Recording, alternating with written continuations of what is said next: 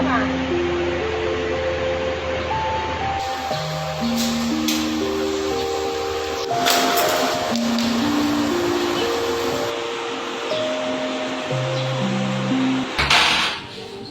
Ate Gladys, anong ginawa mo sa damit ko? Bakit may sunog?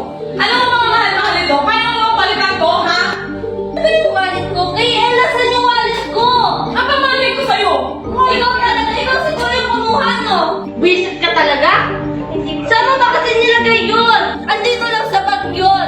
Di mawawala yun kung walang kumuha. Wala po kumuha. Hindi ka talaga magpagkakatiwalaan. Subunutan din. Eh, dapat sa'yo nararapat din sa siyan. Kailangan mo kasi alalahanin mo yun. Yan! Yan! Dapat yan sa'yo.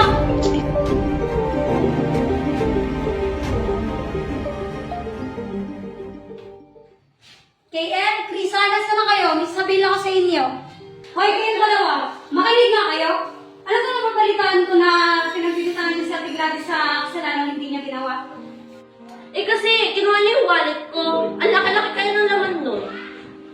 Tapos yung sa akin naman, yung damit ko, sinunog niya. But sana kung kaya niya palitan, eh, ang mahal-mahal nun. Ikaw, KM, kaya mo naman gawin, hindi mo ba ginagawa? At ikaw naman, Krisa, sigurado ka ba na si Gladys ang gumawa nun? Alam ko naman, nagburara ka, di ba? Hindi niyo ba alam na nagtatrabaho ng maayos sa atin si Ate Gladys at mas pinili niya na magtrabaho sa atin kaysa alagaan ng mga anak niya? Pumunta kayo dun kay Ate Gladys at mag-sorry kayo!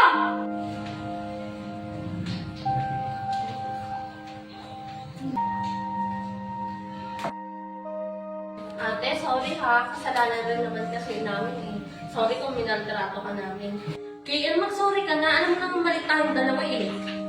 Sorry din natin kung inaasa natin sa lahat ng mga gawain dito. Sana patawarin mo kami, ate. Being a helper is never been easy.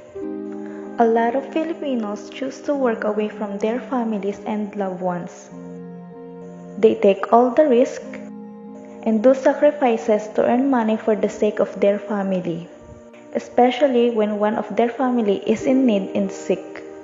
Almost 0.5% of helpers experience a lot of difficulties and being maltreated.